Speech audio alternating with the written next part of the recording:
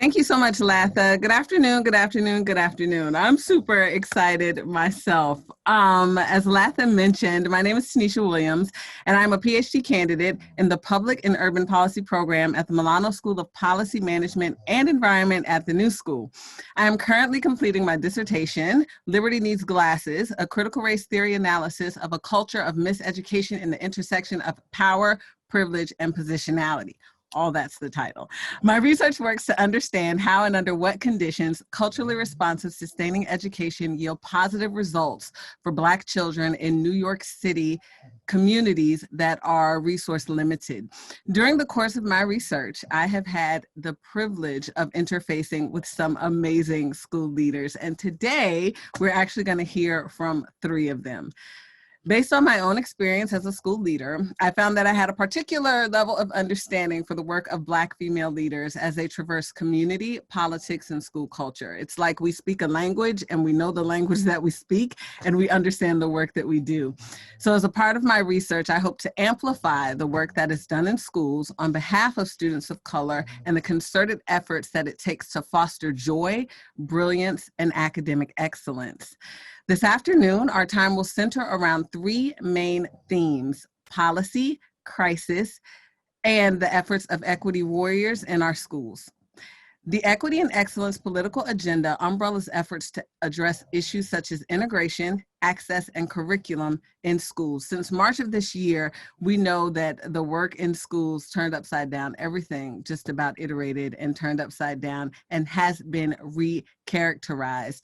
This is as a result of the inequities that have been exacerbated by COVID-19. But despite this global pandemic, the work of educating students continues. So today, we're privileged to hear from our equity warriors who have done the work of ensuring that school continues, of ensuring that students' needs are met, and they have done this in their respective boroughs. So our goal is to create a space for you to hear the narrative of these Black women leaders as they discuss how they've worked to reopen their schools and meet those needs. Throughout our discussion, we encourage you to ask questions. We have an amazing chat monitor. Shout out to Alicia Zeno. We'll also share resources in the form of the chat, and we have an interactive dashboard that we're also going to show momentarily. So having said that, I would love it if you guys could just rep your set for me and let us know in the chat where you're hailing from.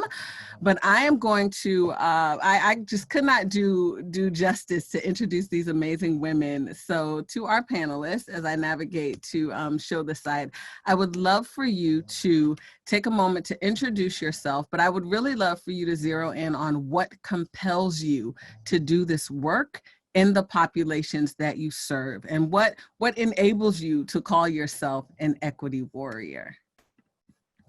Cam, I don't know if you want to get us started. Absolutely, and thank you so much for asking us to be a part of this. This is amazing, and I'm honored to just participate and learn more from you, Tanisha. So my name is Cam Gordon. I am the principal IA of Walkabout Bronx High School. I have been a Bronx educator for 12 years, and I hail from the Bronx. We rep for the Bronx hard. And so I am excited to be here. I am launching a school that started today. Today was our official first day. But my school, we describe it as a structurally anti-racist experiential school. And really what brings me to that work and brings me to wanting to create a space such as Walkabout Bronx High School is that I really felt as an educator for many years that there was a disconnect between how students saw themselves in school and how that disconnect really just was amplified in terms of their home life, their community life, and then also when they showed up in the classroom. And so my goal is really to figure out how we might rectify that and how we might figure out a way to bridge that gap and really centering our students' identity. Thanks so much. All right, Principal Askew. Good morning, everyone. Tanisha, thank you for inviting me. Cam, congratulations on your first day opening. I didn't realize this was your literal first day. So it's just amazing that you're multitasking and you're showing up for this. So kudos to you. Good morning, Sam. I am the proud principal of PS 354, the Jermaine L. Green STEM Institute in Queens. I am a 100% Queens girl, born and raised. This is my space. I love it. And not many people rep Queens as hard as I do, but I love it here. I think what really started me in this work, although I was a reluctant educator, my mom is a retired principal, so there have been teachers and educators all over my life, and I was a little reluctant to get into this field because I've always understood the responsibility that comes along with it. When I decided to do the work, one thing that has always stood out to me is the low percentage of students that demonstrate proficiency in my community. And I just have always refused to believe that my community is illiterate. So what guides my work at this time is realizing that the younger we can promote critical thinking and giving opportunities for students and young people to make meaning of their own learning, then they have an opportunity to demonstrate their own levels of success instead of learning how to demonstrate what other people have taught them to think. And I'm really proud of that work, especially in this time that children as young as 4 years old have a voice, it's amplified, and they are unapologetic in who they are. So that's what my driving force is, what keeps me at the table, what keeps me quarantined in my office right now, just really working hard to make it all happen. Thank you so much. And Principal Pugh, bring us home. Hi, everyone. I'm Sam Pugh. I am the Chief Academic Officer, which is a really fancy name to say that I am the principal, the very proud principal of Merrick Academy, Queens Public Charter School. I'm 21. This is year 21, first day 21 for me. I am in this work because I have no other choice but to be in this work. I am a product of New York City public education for good and mostly for bad. And I wanted to make sure that anytime that I get an opportunity to lead or be in front of something, that I replicate all the wonderful things that have got me in the seat today, but also to dispel all the things that were obstacles for me as a student in New York City public education. So I'm here because I'm built for it. I'm here because I've been nurtured to do it. I do this work because I love it. It's in my DNA. It's everything of who I am. And my job is to make sure that young people, particularly young people of color that come from poor neighborhoods, have opportunities and access to what they are deserving of. So that's all I got. Thank you. I appreciate it. I love it. All right. Well, let's get this party started. But I feel like I would be remiss if I didn't take a step back and show that Nina is on my shirt, but just to explain a bit of the title and how we got here. As I mentioned, I have been privileged to interface with you all through the course of your work. And I must take a beat to say today is the first day of school, and I appreciate you offering your time and again, giving of yourself to even share. As we've had conversations, as I have walked through your school buildings, as I've observed you in action, I couldn't help but to have this narrative of Nina Simone playing in my head. I think that because she was a beautiful musician and an activist, and she was so forthcoming with who she is, I truly believe that she embodies the spirit of the work that you guys do. So for those of you who don't know, Nina Simone is amazing. We may drop some facts about Nina Simone in the chat for you as an FYI, but I think the spirit of Nina Simone really has undergirded definitely my development of questions and wanting to interface with you. So let's get into the chat and the talk. So our first question deals with change management and organization theory.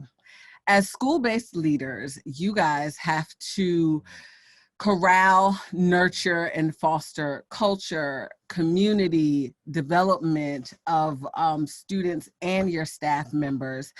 And as I mentioned earlier, we took a turn in March, and schools had to pause and iterate. And in New York City, we made that change in about a week, right? So I would love to hear you talk through what it is that it took for you to launch this back to school opening, speaking particularly to the skills that you think have kind of nurtured and allowed you to do that work.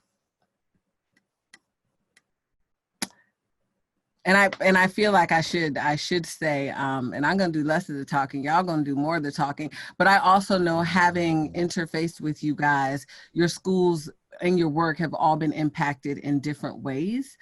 Principal Pugh, I certainly don't want to start from a sad place, but I know that your school has been incredibly impacted with loss, with grief. So I would love for you to just contextualize for folks what your day-to-day work looked like in navigating what was the pandemic.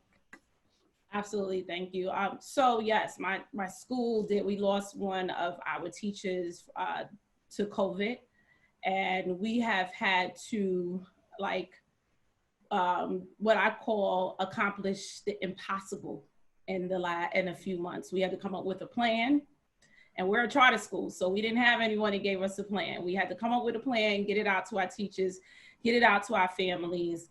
And as soon as we got the plan, then we had a loss, and a really major loss. So, and then we had to bounce back from that. But I think the one thing that I have to say, first of all, shout out to my team. I know they're on here. We relied on what makes Merrick Merrick, and what makes Merrick Merrick is family and resilience. We have a strong sense of community. We have a strong sense of resiliency. We've been through a lot, so we understand what it means to overcome obstacles. We are very much so connected. And I think my leadership was around keeping the people together. I always say that that's my purpose. My purpose in life and my purpose in education is to keep people together and bring them together so that they can do great things. And I had to rely on and pull everything I had together to try to keep people together. And my vision, my inspiration, my belief in my community, making sure that we stay connected, and making sure connectedness and community was at the forefront of everything that we did, because not only were we navigating COVID-19, we were also navigating all the social justice issues as well. So keeping us together, keeping transparency and being vulnerable, loving on one another, and keeping the kids out of focus was something that I relied on heavily, and keeping people inspired. So we worked really hard to make sure that we were available to our staff. We made sure that we were available to families every day. We stayed visible and vigilant, and we loved on one another, and we kept pushing and kept pushing. So that's something that I did as a person, like just navigating New York City. And that's something that we do as a leader and leaders. And that's what we continue to do at Merrick to navigate these uncharted waters. And this is a part where this just turns into a conversation, you guys. I'm not going to say, and now you go, and now you go, because okay. I know you all have a lot to say. So get in there like double dutch. Jump I got in. you. So I'll just add, I think that, for us, particularly in the South Bronx, where my school is located, we were, one of the hardest hit areas of COVID-19. And when we think about just starting a new school, one of the major challenges that we had is, we have not met our students in person. And so the major thing that we had to center as, a school staff is like, how do we build community when we've not met our students? And so how that happened was we planned various events over the summer, various virtual events. And some of those events were about exposing our students and our families to our mission and vision, to also, make sure that they understood the logistics around the school. But some of it was just about holding space, right? Because we are in a double pandemic, right? And I say we are in a double pandemic because it is presently happening right now, right? We are in a racial reckoning in this country, and we also are fighting a real pandemic. And so I wanted to make sure that our students and our families had space to just connect, to let go, and tell us what some of the challenges were that they were facing, so that we could figure out as a school community, who are the partners that we need to overcome some of those things? How do we get resources to our kids? Whatever that looks like, and just create the space for us to be human, right? And just be real. And I think so much of that goes down the drain when you start thinking about the logistics of school and opening. But I think this is a moment in our time. And certainly for me, I know I've had to really kind of remind myself of this, that we need to pause and rethink the way that we approach things, because this is not business as usual. This is time for us to really center our students, center their identity, center again their humanity, and get real with the challenges that they're facing every day. I would agree with both ladies who already eloquently answered that question. I would say for me, the biggest skill coming into this pandemic and navigating has just been to remain human. You know, people want to see a leader, people want to see a principal, but I have been very conscious of not being disconnected from everything that's happening on the other side of someone's laptop or their device. So, you know, trusting in the community and the systems and structures that we have worked so tirelessly to develop in our school community, and in believing that I have been giving people the tools to do the work for far too long. So a big piece of it was just trust, like trusting myself to say, you know what, Raven, like you have really poured into your staff, and we've all got to rise to the plate. This is not just the principal ask you show. I'm going to unapologetically be in the front, and I'm going to lead from the front when I can, but I trust you enough that when I communicate to you and say I am tired, or I don't have the answers, or I'm just very saturated. You know, I think as leaders, and especially as females and Black women, we don't realize how much of everyone else's trauma and stress we take on. And I had to really be okay with saying, I need a minute. I need to not be on the screen today, but I trust you guys enough to make these decisions, you know. And still, you know, I work with elementary school students, and I don't want to assume that every child is experiencing trauma. You know, there were some children who were home and just enjoying life and playing their games and doing what they wanted to do. And we wanted to create some type of consistency and normalcy for those students as well. So, you know, small things, still doing morning announcements every single day, doing check-ins, playing games, you know, trying to remember that although children are living through historic times and they are soaking in information that might be developmentally above them, they are still children, and we have to not lose sight of that. We can have conversations about, you know, the racial injustice and the social things that we see are going on, but when you're 6, there's still things that are just really important to you as a 6-year-old. So it was really important to me.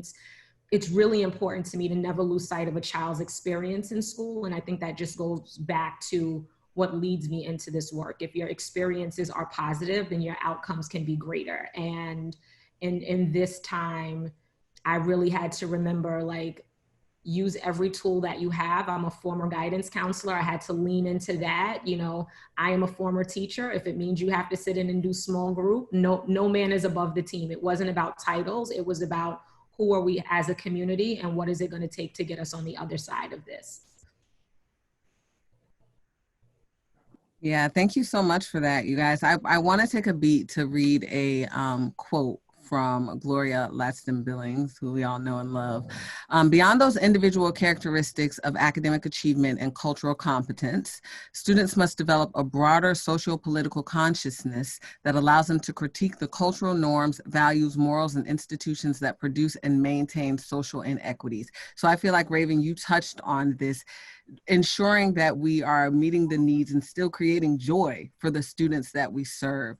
So if you guys could just take a beat and talk me through what has been the iteration of policy this summer, right? We changed the first day of school. And again, I want to thank you for taking time on what is now the first day of school. But what we know is that because we've never experienced something like this in education, we've had to iterate, and you guys have received iterations of policy, and you've received some changes at, to say the least, a super accelerated rate. So how do you still maintain fidelity of the work that you want to do in what is a quickly moving system?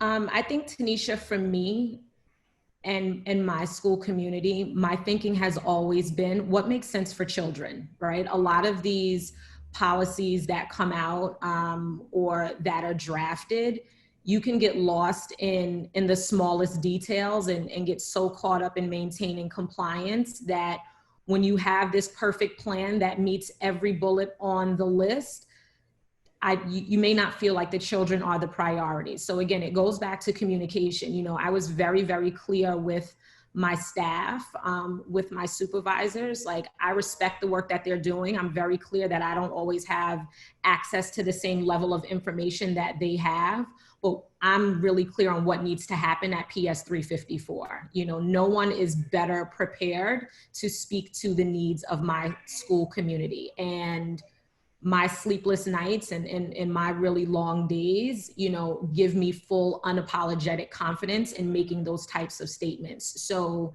you know, the needs of my children and the families have always come first.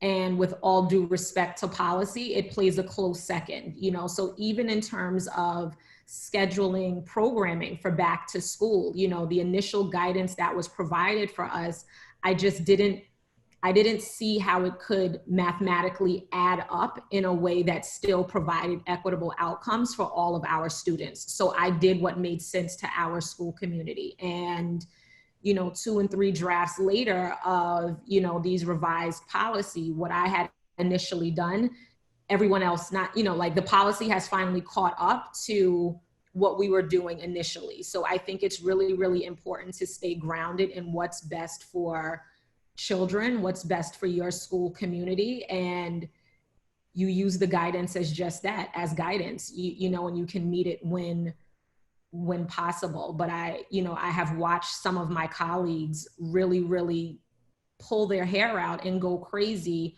trying to put together different pieces of a puzzle to get one picture. And it's just not going to work when you're not staying true to, you know, the evidence that is revealed to you by your school community. You know, policy can be very wide sweeping, and what makes sense in my school, you can't make a policy for me, Sam, and Cam. It's not going to work that way. And I think to expect the 3 of us, or, you know, all of the principals in general, to sit down and make these, you know, really unique decisions that need to be made based on our relative school communities, based on, you know, the same guidance, it could be really problematic. I think it could actually be more dangerous. So, you know, I think for my school community, it has really been just, you know, I'm not trying to open up a glorified daycare. You know, if we're coming to school, education is still at the forefront of my work. It is still my top priority, you know, and all of the work has been centered around that. Yeah, I would totally agree with you, Raven. I think that, you know, we've had policy be provided to us throughout the summer, and it changed multiple times. And I think that that is because we are in a space where, you know, we have the system trying to catch up to, unfortunately, what we have is a really a evolution of education just in general, due to the pandemic and outside forces. And so, you know, I think the 2 things that really I put front and center in the work is really about just making sure that we are prioritizing instruction for our students, and that we're also making sure that our core values are present, right? And so at Walkabout Bronx, right, we believe in challenging the oppressive and unjust forces at play in student lives. And so how do we do that in a way that, you know, cuts through the policy and the changes that are being made, that really puts us at the forefront of trying to do the important work around instruction. I think ultimately at the end of the day, Raven, as you said, the policy always catches up. But if you are constantly making changes and adjusting to whatever that policy is, it is very hard to really focus in on what your core values are and what you believe instruction is about and what teaching and learning is about. So, I think it's important that we center that piece first. And that's what we try to do. And so I'm grateful now that the policy has caught up, but I'm also grateful that we started from the onset with that being our priority. I mean, for me, being an equity warrior is about being unapologetic about the work and decisions that you make. And there's no other time that made sense more so than now. And just like I tell teachers, like, your job is not to teach content, your job is to teach kids. My job as a leader is not to lead through policy, but my job is to lead my community, and the policy will come. So we had the policy, we knew the policy, we were very clear that, the targets were always moving. But the one thing that got us really successful and continues that has us successful at Merrick is that we lead with our families and our communities at the forefront.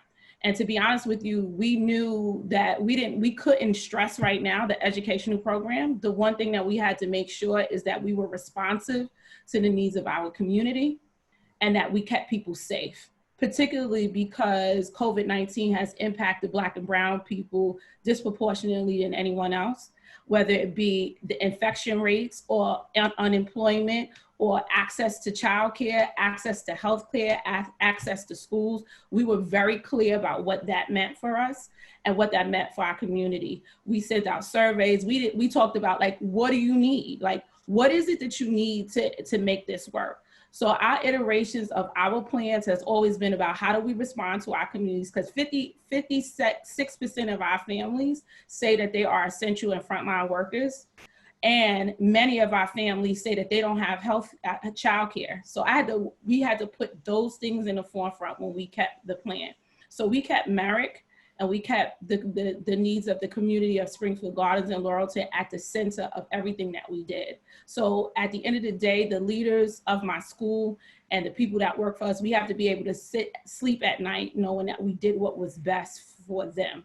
So when we developed our plan, it was about that, providing a space, making sure that we met those needs, and then everything else came second. Because if our kids aren't healthy, if our parents can't work, if they don't have a space, nothing that we put in front of them will ever matter.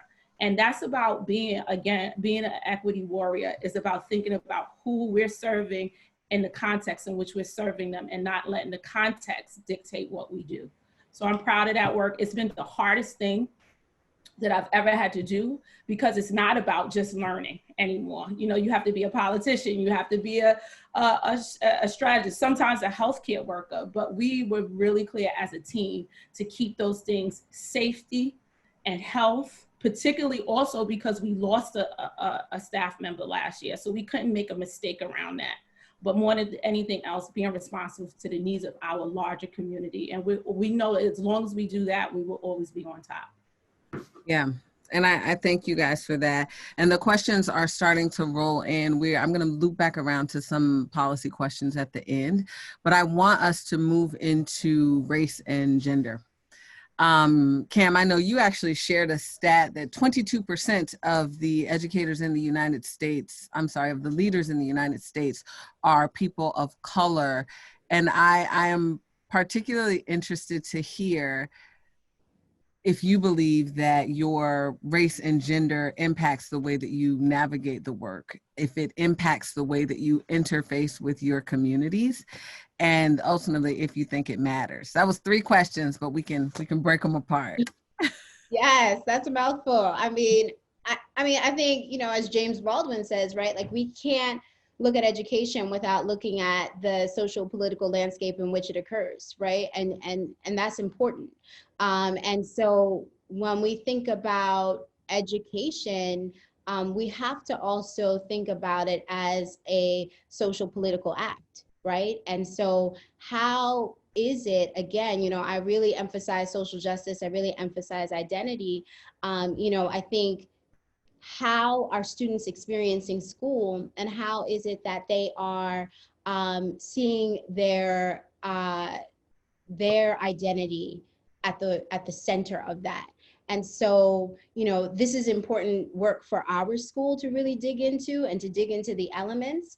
And I know this work can be really uncomfortable, but I think it's important. I mean, the research says that at 4 and 5, right, our students are making decisions about who they play with on the playground based on the color of their skin, and based on the exposure that they've had to diversity in their lives in that short 4 or 5 years. And so, you know, being really conscious about, you know, who we put in front of our students is really important. And so many of the students that we have in this country have mainly had a white female teacher. And so any change, any subtle deviation from that, I believe, is an opportunity for our kids to see themselves. By, you know, I think it's 2043, we will have more people of color in this country than we do anything else. And so I think it's important that we start thinking about how are we shifting and changing things to reflect that.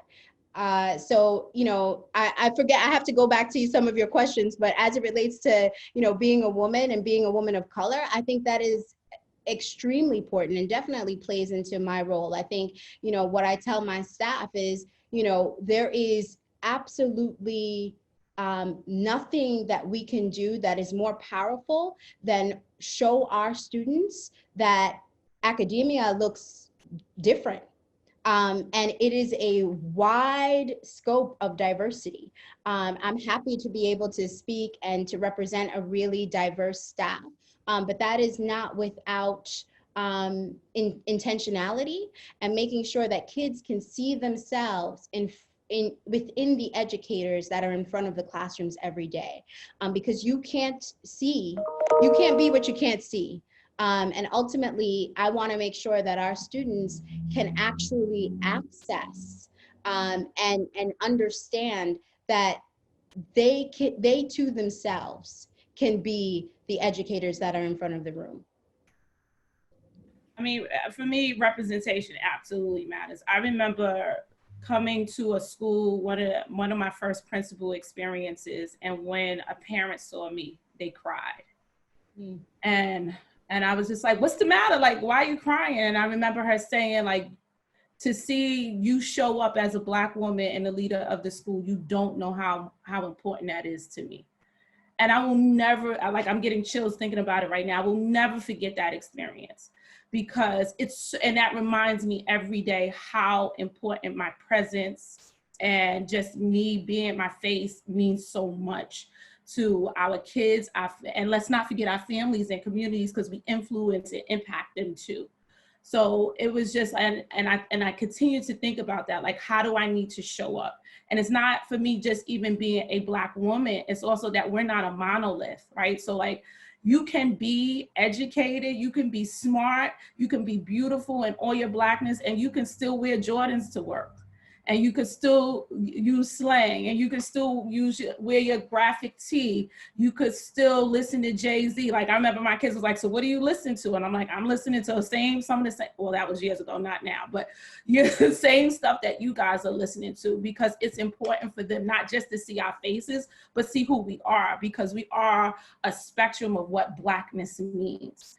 And I want my kids to see that you can come from here and still be of here, but you could still be anything you want to be. And it's my representation is not just also for my kids, it's for my families, and it's certainly for my staff also, because I also understand that some of them, this is their first time seeing a Black woman in power, and they don't know what to do with that often.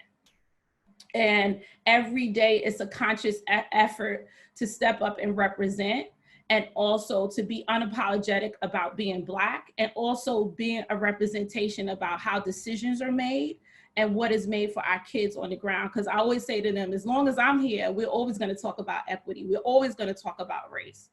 So that representation matters on so many different levels, and it's not just in our gender and race, but who we are when we show up in between those two, or the cross section of those things. So my short answer is absolutely, representation does matter, right? And I'll give you two quick anecdotes before I expand on that answer. So when I first became the principal of PS 354, although I had some really unique circumstances that impacted my transition, at the time, the assistant principal in the school was a white woman. We're about the same age. I maybe have 3 or 4 years over her. And we were standing outside, and this was maybe about a month or two I was in the school, and a parent walked up to me and said, "So you're the principal?" And I was like, "Yes." And she's like, I didn't know you were the principal. I thought you were someone else. And I said, "Well, who did you think I was?" And she said, "Well, I thought you were the school aide." And I said, "Okay." And she's like, "I only realized you maybe weren't a school aide because of how you dressed every single day."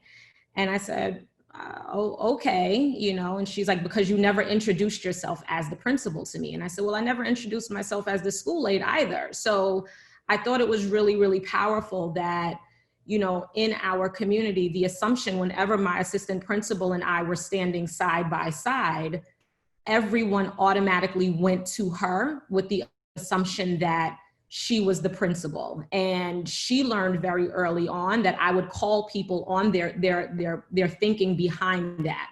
Why would you assume that, of course I'm the principal, and it wasn't to put anyone down, but it's about being clear on your mental models in terms of what you think I'm capable of. So that has been a really important role. And another instance I had in the cafeteria with two students who were in 3rd grade. When my hair is not in braids, I wear my hair really big. And the two girls said to me, "When are you going to do your hair more professional?" Now, mind you, their hair was just as frizzy. It was just braided up. And I said, "Well, what does professional mean?" And they again referred to my assistant principal, who was standing not too far away. And I was like, "So when you go for a job, should I assume that no matter how smart you are, no matter how qualified you may be for the position, somebody should get the job based on how their hair looks?" And it was a really awkward pause with the girls. You could see their wheels were turning in terms of just what does leadership mean? What does it mean to qualify you as someone who can hold power? I think when I first got there, the questions, although it was never explicitly asked, but question am I as qualified as my white assistant principal? How did you get into this space? So, representation is very, very important. I am very aware of how I show up in my school community every single day. Like Sam said, if I wear a suit and I put it on with Jordans, that was a very conscious decision in the morning, because especially for me, I think we're talking about race and gender, but I'm also mindful of age. I am a younger principal in the field. And when people think about principals, shout out to my mom, but they think about my mom, she's their model. It's a fully matching suit every single day, double strand of pearls, and, her easy spirits, which I insisted we change to Air Force Ones when I was in college. But that's their model of what a principal should be. So now when Sam shows up to school with her double strand of pearls, but it's got, a trendy saying on her t-shirt, people think about that. So I am unapologetic about my Black girl magic every single day. When kids come into my office and I'm bumping Jay-Z, or I'm trying to learn the latest dance on TikTok along with them, and they're like, "You listen to Hot 97? I'm like, "What other station is there?" So it's very conscious that my children understand that, yes, Miss Askew is very smart. I don't water myself down for anyone. I use really big words every chance I get. I am super, super smart. I can sit in any room and hold a conversation. But I also I have my guilty pleasures and watch reality TV, and I can reference that if needed as well. And I think it's really, really important. It's another decision of mine to show that range of what I bring to the table, and again, it's who I am. So when you lead as a human, it's not contrived. I'm not pretending to be anything that I am not,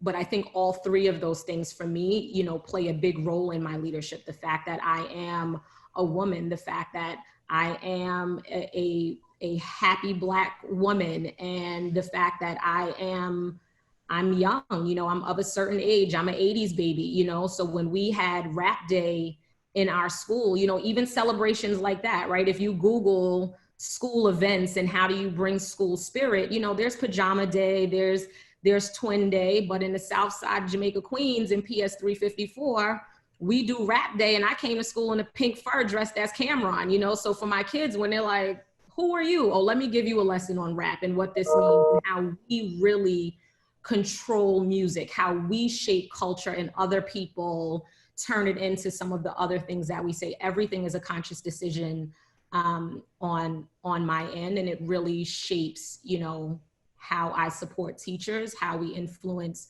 curriculum, how we make decisions about what children are internalizing each day. Yeah. Thank you so much for that. We have some amazing questions in the chat that I'm going to get to. But prior to that, I just want to take a beat to show this clip from Nina Simone. And then I'm going to redirect some more of these race and gender questions. I think what you're trying to ask is, why am I so insistent upon giving out to them that Blackness, that Black power, that Black pushing them to identify with Black culture? I think that's what you're asking. I have no choice over it. In the first place, to me, we are the most beautiful creatures in the whole world, Black people.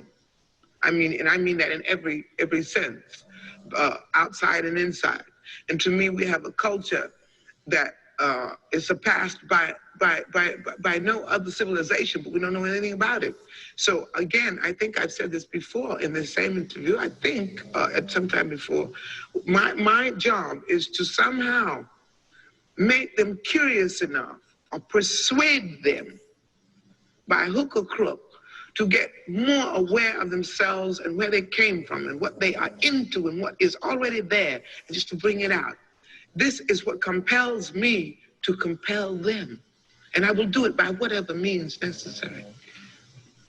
So here's what we know about Nina Simone, right? And I'm going to pivot it right back to you guys. She fancied herself a musician and an activist. She was unapologetic about the songs that she created in, I think, 1964. She made Mississippi Goddamn. And this was in response to a series of events that had happened, from the KKK bombings and the terrible tragedy of the 4 girls and the assassination of Medgar Evers. She made this song that impacted her career such that folks stopped listening and they banned her.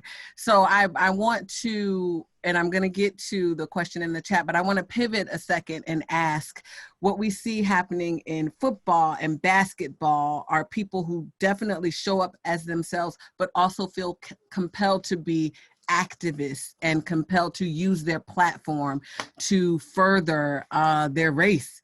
So I am curious how that manifests for you guys, or if it manifests for you guys. I mean, I do what I do. Like, I'm blackity black. Like, I love when she says black. It makes me feel like everything, right? Like, I am unapologetically blackity black. Like, I'm not in this work for anything else other than to be a social justice leader, right? And I don't know how you can be a leader at this time in this place with our kids and not be, because you have to be that because of what the world is. I mean, education is one of those things that look exactly the same way they did 100 years ago. That wasn't originally intended for our kids and people who look like us. So if we continue to teach out of that paradigm and that mindset, it'll never be beneficial to us. So the thing is, like, it doesn't separate for me. Like, I am a social justice leader because I'm an educator. I'm an educator because I'm a social justice leader, because it's about, for me, the work of creating opportunity and space and giving our kids voice, and not only just giving them voice in the school building, but in the world. So everything in the world impacts what I do, and my kids are going to impact the world, and they are Black. And it's like, it's okay to be Black first, right? Like, it's okay to be Black first. And so there is no separation for me. I always feel like I'm fighting the good fight whether I'm talking about policy around discipline, or we're picking a book, or we're picking an instructional practice, or we're thinking about the things that we're going to do at our school. It's always in the social justice context, because that's who I am as a leader, and that's what my kids deserve. And I say to my teachers all the time, this is going to be the hardest work that you have to do. And if you're not an equity leader or equity warrior, there's no place for you here, because our kids need warriors right now. And warriors have to think about education and educational landscape in a very different way. You can't be one or the other. You have to be both. Sam, I would 100% agree with you. I think, the reality is that the threat of erasure of our culture is real, right? We see that right now as we see critical race theory under attack. These are things that our kids will be facing for the rest of their lives in the same way that we have faced that. I mean, I'm hoping not, but I think of my own sort of journey and the reality of what I've known Black and brown kids and what I've known Black and brown colleagues to have to deal with. And the reality is that we're always faced with this sense of having to sanitize ourselves to show up in a space that we then become valid for having let go of parts of ourselves, right? And so, as we saw at the top, right, like in your flyer, Tanisha, it has down, right, like Caribbean mix-up, right? Like, I am a proud product of my heritage and my ancestors. I am the daughter of 2 parents that have come from the West Indies, that have come from Jamaica, and I'm proud of that, and I lead with that. Like, I rep soca music hard, right? Like, and I want our kids to be able to show up as their full selves and come into the space as their full selves. And until we have that, right, we are continuing a system of oppression and injustice, and having our kids have to be something else to be included, to be accepted. And so, I really emphasize in a great deal in my school and with my staff, right, Dr. Goldie Muhammad's work. She writes critical genius. And so cultivating genius, excuse me. And so she talks a lot about criticality and why we need to build that with our students, why we need to make sure that they are, building that critical consciousness to be able to explore these injustices. And so how is it that, our school norms, how is it that our traditions, how is it that our curriculum and instruction help students to know themselves and others, right? How does it help them to better understand and develop a stance around anti-oppression and critical thinking? And so if we are not constantly doing this work, then our kids will not have the real tools they need to go out and navigate the world as it is. And we know that the challenges that are faced, as I mentioned earlier, right? As it relates to the threat of critical race theory, as it relates to just, the threat of showing up in your full humanity and being accepted and validated for it. Yeah, thanks so much for that, you guys. There's never ever enough time. And I have a snoring coworker in the background that I hope you can't hear, but Cosby is going to make sure the world knows that he's there too. So I want to talk a little bit about the construction of knowledge, and actually I think I'm going to table my question and pivot to a question that came in from the audience. But I just want to set it up by saying, what we know of schools are small environments. People who work in schools, people who influence schools, people who interface in schools in any way bring with them their own understanding of life, their own understanding of culture and community.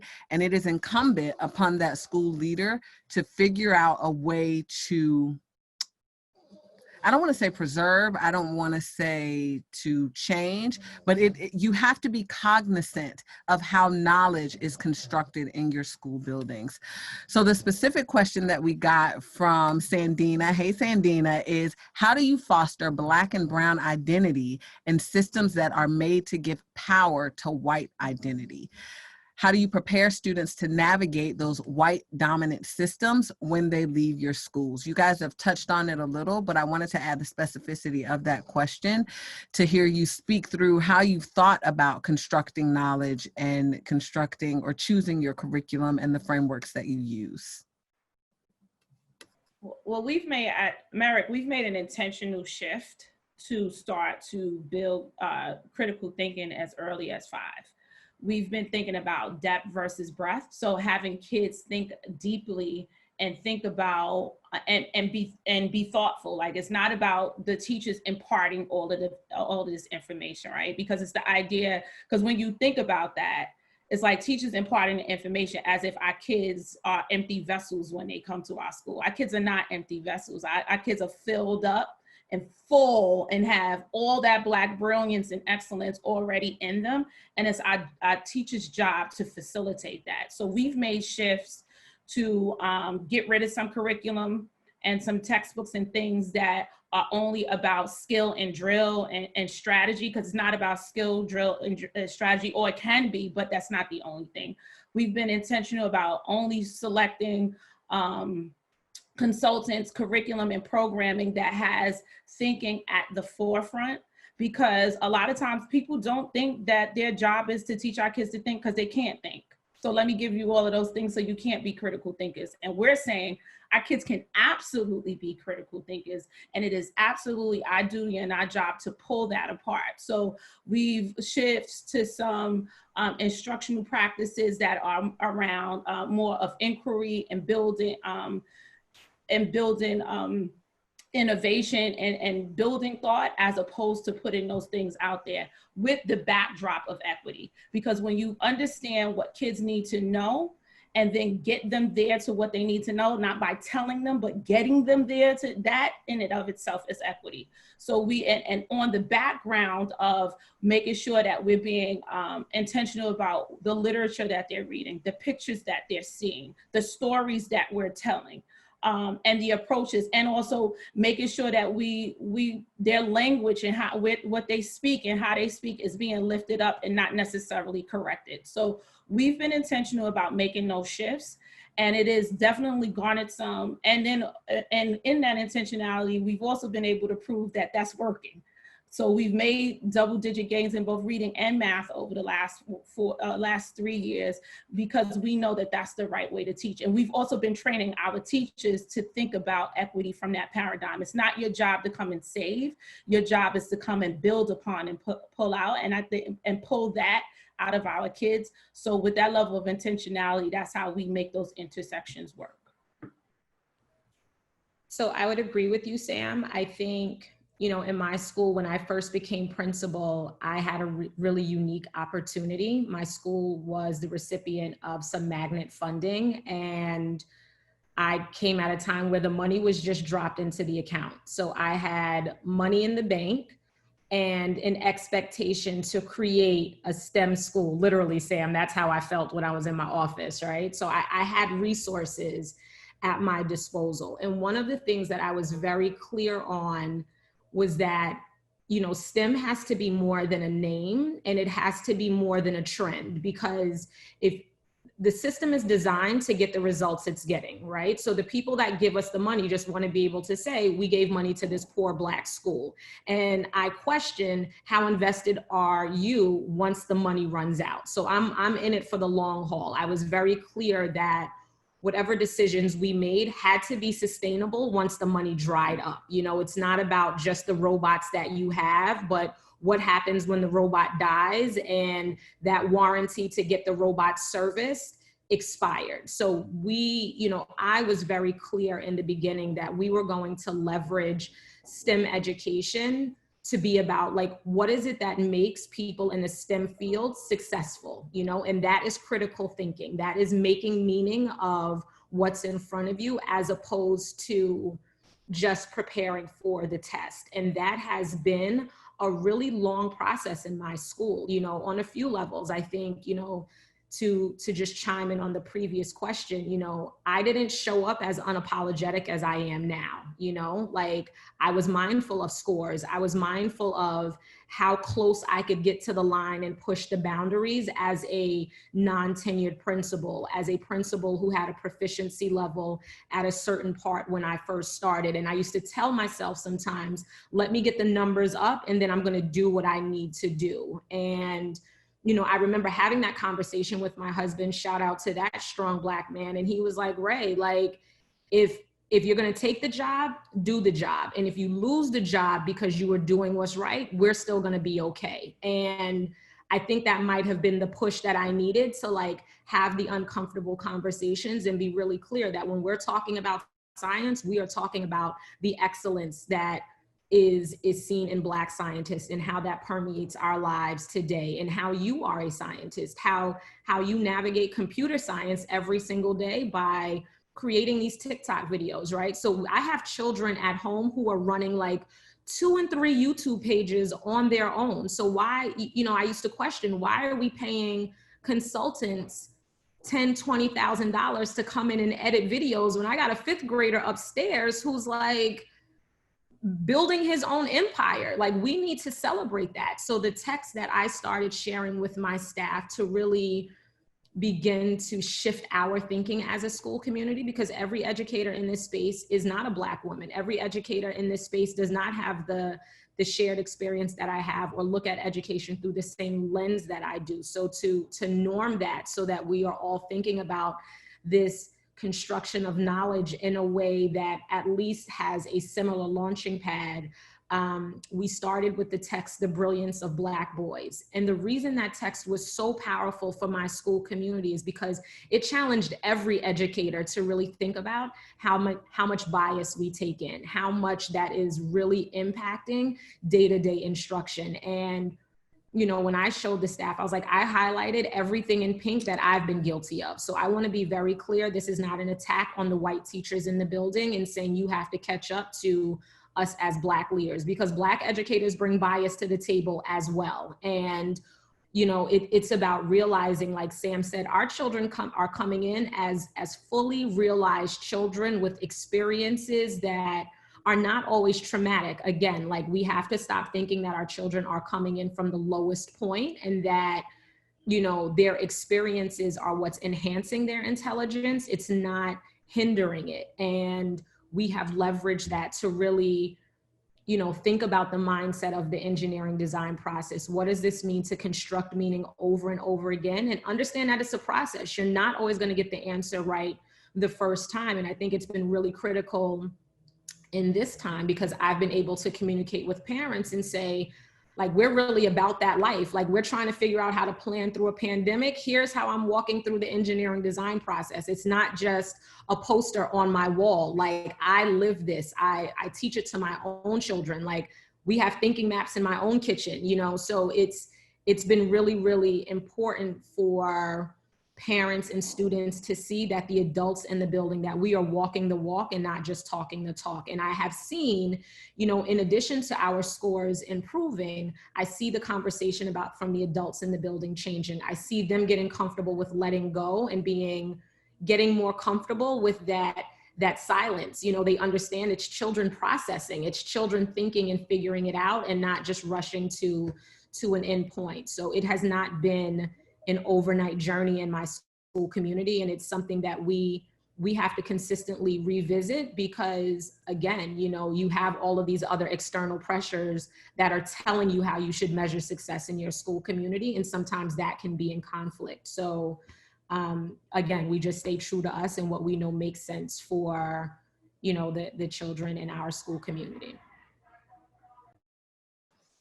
And Cam, I know I'm gonna give you time. We're just gonna bleed into the next question, because I know that there are things to say about the liberatory framework that you are developing for your school. So I'm gonna give you the floor, my love. Thank you for that. And so I'm in agreement with all the other panelists. I feel like, you know, there's a little sense of me that feels like I cheated, right? And so I was really deliberate when I decided to become a school leader, and I made the decision to start a brand new school as opposed to join an existing community. And I did that because I really wanted to build a school that was structurally anti-racist, and I wanted to make sure that we were really looking at equity and that we were looking at power. And so to do that, we have to help our students understand power and equity and positionality and social justice and anti-oppression. If we're not doing that work, then we truly are not structurally anti-racist. So when we talk about building curriculum, we do that on our own.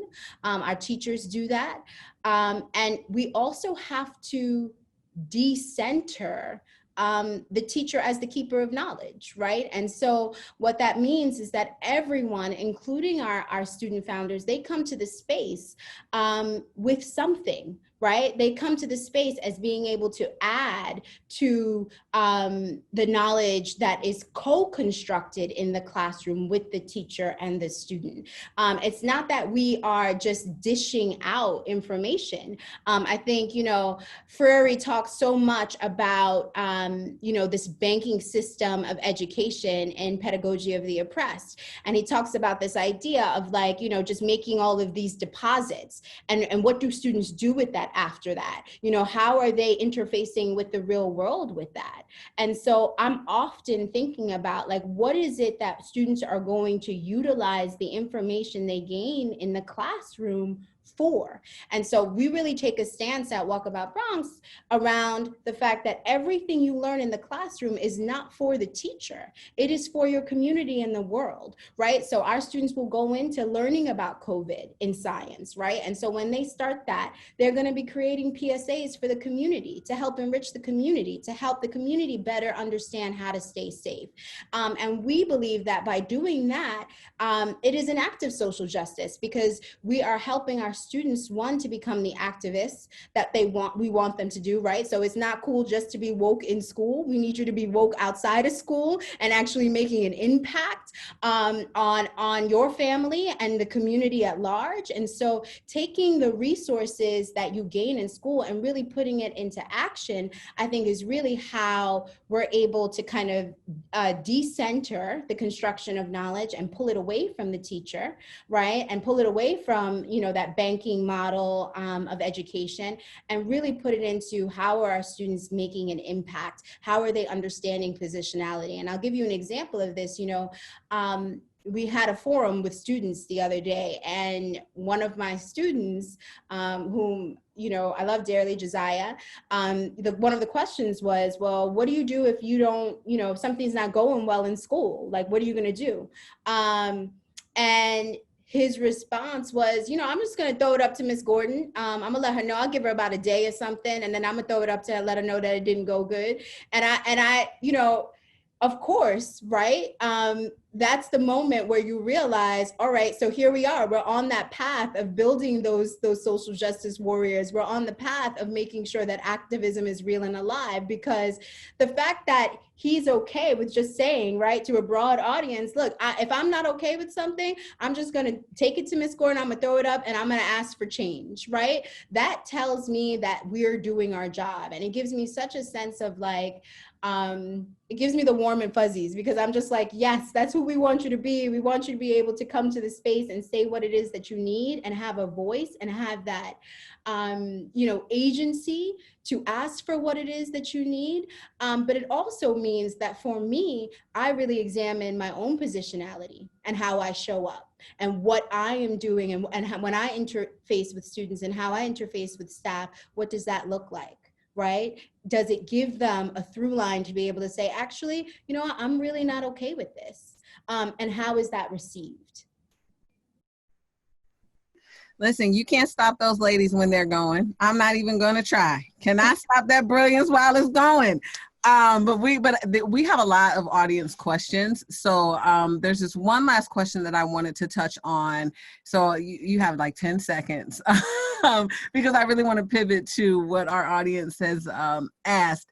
And this really deals with the position that you have and manifesting change. And I feel like you've talked about it, right? But if you could summarize how you are levering all that you are in the position that you have to manifest change in the lives of others in like 30 seconds, I would love for the audience to hear that. I mean, I became a leader because I realized, because 20 years ago, if you'd asked me if I'd have been a principal, I'd have said, nah, never, like those people are out of touch. But the reason why I became a principal is because I had an opportunity to see how policy, when I was at Fordham, I got an opportunity to see how educational policy was made. And I realized there was no one there sitting there that looked like me. So, or had a similar experience. So for me, it is, we need more people who can quote Shakespeare, Ferrer, Henry Louis Gates, and Jay-Z and Biggie at the table to make decisions for our kids. So like, that's where my leadership comes in. I am a leader because I need to show my kids and the world that we can be all of those things, and that education has to embrace and leverage all of those things in order for our kids to be successful and be impactful and be the citizens that we know that they can be, and that they're built to be, and that's in their DNA. So they have to be able to do all of those. And that's how my leadership manifests, and making sure that that happens in every single experience at our school. Awesome, thanks for that. Who got next?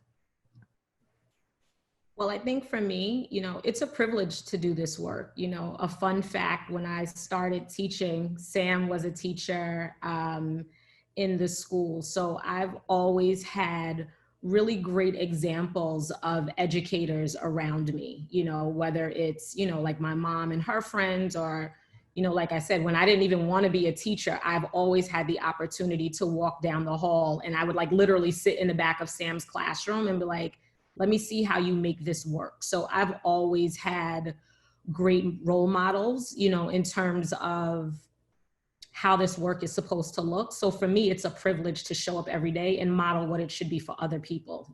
I take very seriously the opportunity to guide other people into this work and do it with integrity in a way that you can show up being your best self, but I do, especially during this time, I have taken advantage of the fact that I sit in this seat, So like I said, there were times that I was reluctant maybe in the beginning to have some of these critical conversations, what does it mean to be that angry Black woman?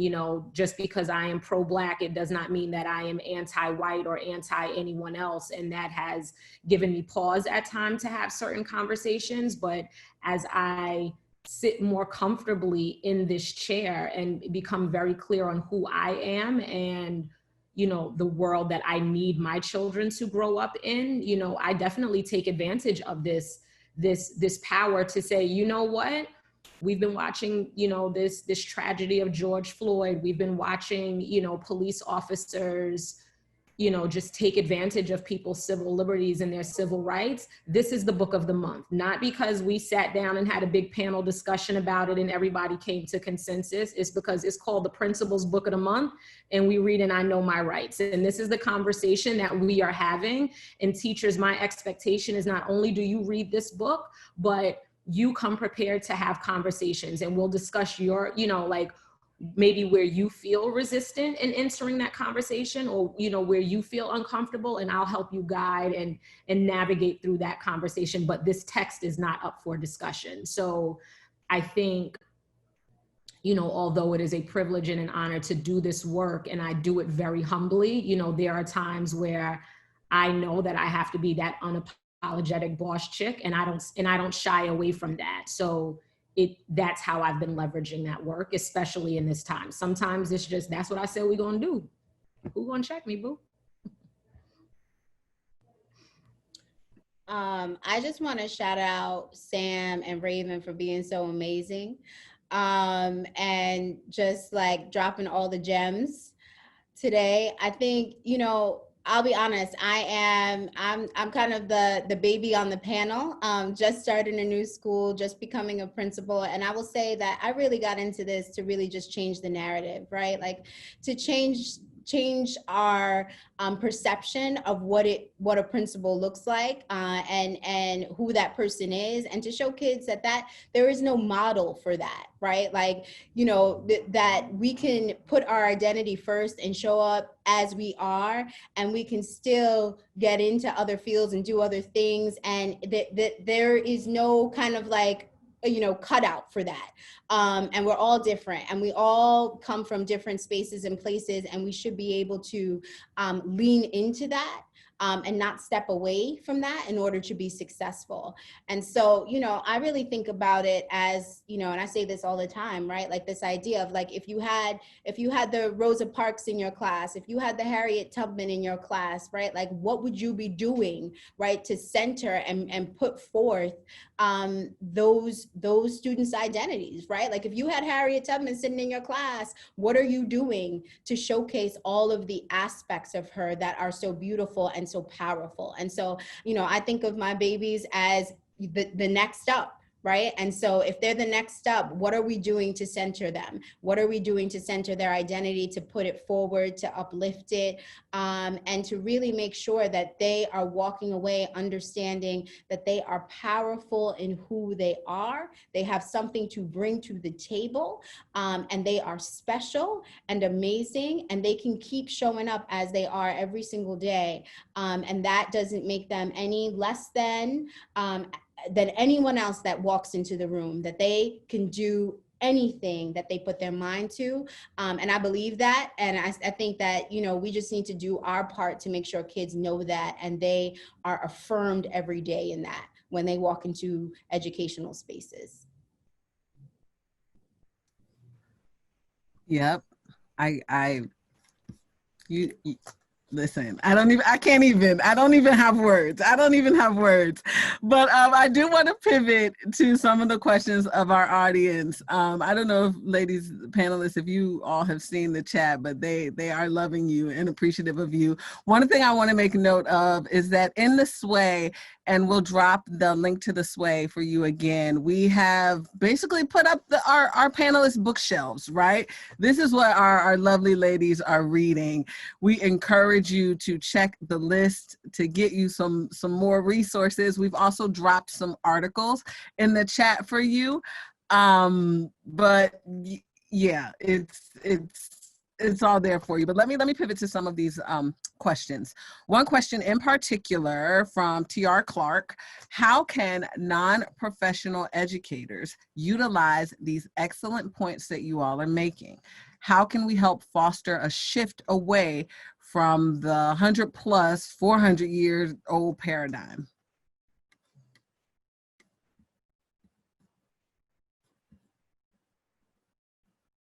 Was that from a non-educator? I'm not sure. Oh, okay. It has the name T.R. Clark. So thank you, T.R. Clark, for your question. But the question is, how can non-professional educators? Oh, non-professional educators. I think, you know, talking about it, researching it, being willing to be open to, a lot of it is just like reading about it and being conscious. Like, it's like this, it's what James Baldwin says, the more and more I learn more, the more and more I'm conscious, and the more and more I criticize America.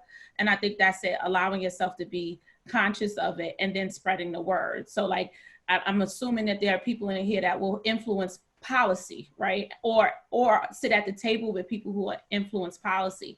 And sometimes people who are making policy are not the educators. So being open and learning more, coming at things from more of a learner perspective than just pushing it out there will be really helpful, because talking to us and talking to people like us and reading about some of these shifts is going to have great implications on the work that you do, and not being afraid to confront it, particularly with people who are your friends and family that may be thinking differently. That's our role as allies in this work. Yeah, and TR shares that they work in education, but not in educator. So thank you for that, Sam. Let me pivot to another question just because I want to make sure that there is Can I just time. jump in real quick? I'm Sure, sorry. sure.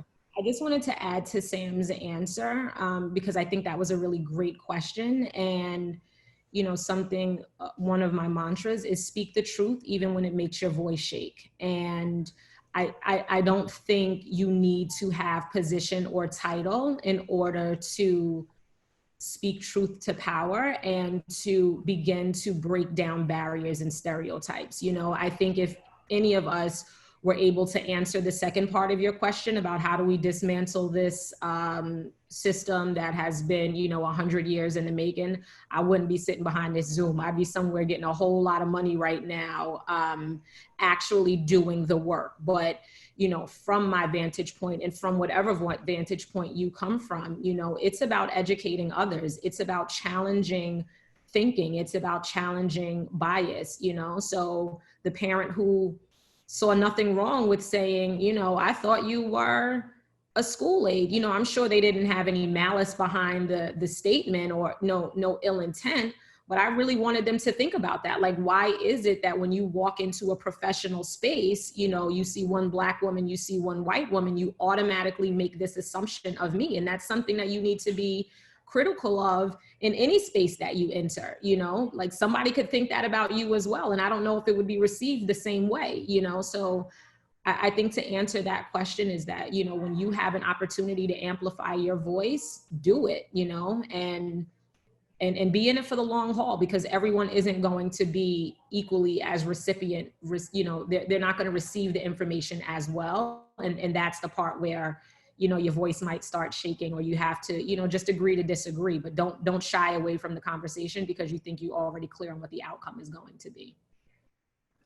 Yep. And Raven, I would just add to that. I feel like you are doing the work. You're making the money that you make, but you are doing the work in your lane. And I think part of this work is doing it in all the lanes, be it a teacher, a leader, a janitor, a researcher in the medical field, in the sciences, wherever you are. I think this work can manifest itself. And I just encourage us, as Raven said, you know, don't be afraid to speak out. So thank you so much for that. Our next question, sounds like there's a great gap between policy and the work, especially in such unprecedented times. How do you guys think that policy can be better informed?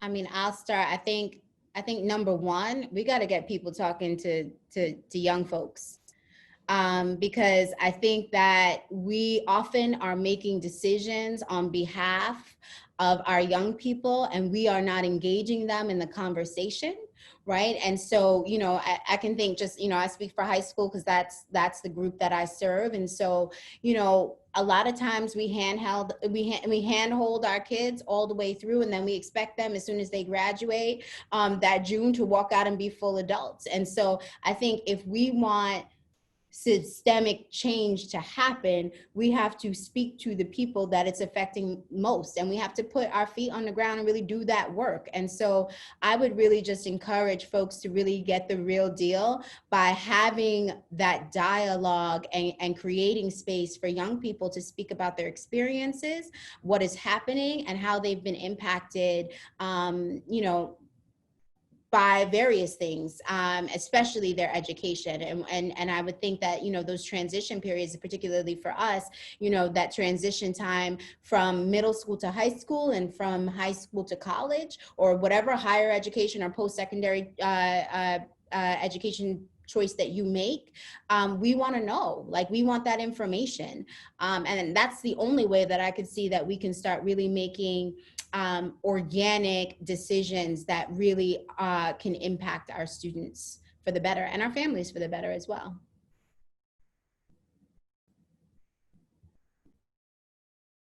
I can pivot to the next question. Thank you so much for that, Cam. This comes out of our chat.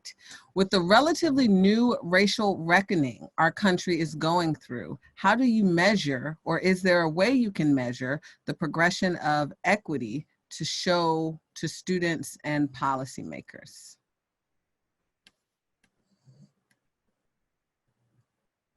I'll say it again. I'll say it again. With the relatively new racial reckoning, with everything that's going on right now in our country, how do we tell kids that it's getting better?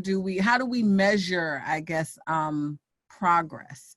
And then what do those conversations sound like? Do we say, all right, we had a Black president, we're doing some things? How do we contextualize the growth that we're seeing? And then what does that look and feel like in schools? What's the limit? Is there a limit? No ceilings. That's what Blue said.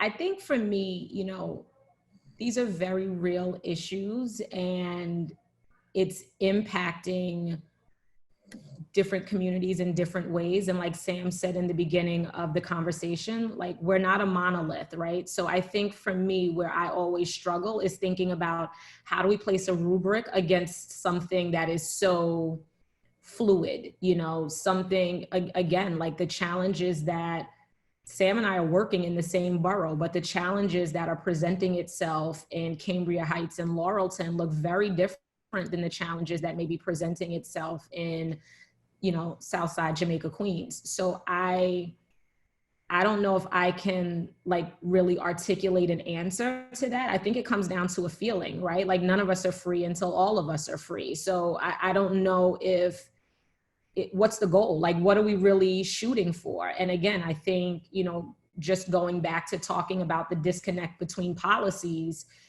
trying to create one goal for all Black people is inherently, problematic from my vantage point.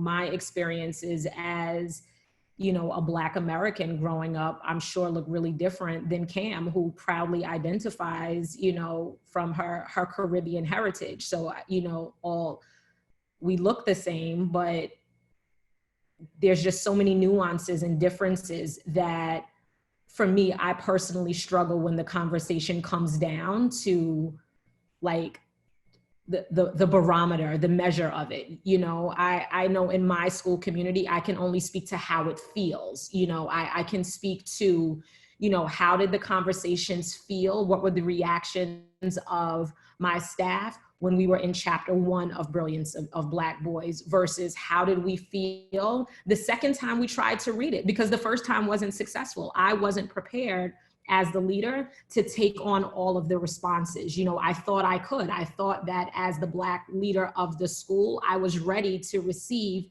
everything that would come along with that. And I just wasn't in a space to navigate that properly and meet the needs of my very diverse team. So I know how it felt the first time around.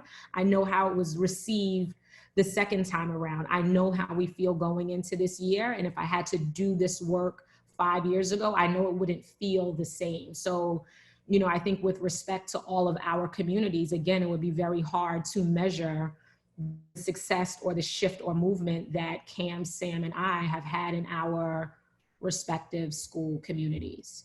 It's a great question. I just don't know if I have an answer. Yeah, I mean, I would agree with you, Raven. I just think that even when we start to think about how do we measure whether or not equity is working in a construct where equity isn't even real for some people that are making the decisions, is a very interesting conversation. But I think for me, it's until all my kids, I will know that I'm watching progression by how my kids are doing up against the centralized standards and what we believe is important at Merrick, right? So the fact that my economically disadvantaged kids are moving and learning, and until they get to that level of proficiency, then there's still always going to be that work to do until they're able to talk about people that look like them. There's still going to be a lot of work to do. And I think the other thing, for me as a leader, when I'm thinking about the measuring stick of how my school is moving in equity, I'm looking at how the instructional practices have changed in the classroom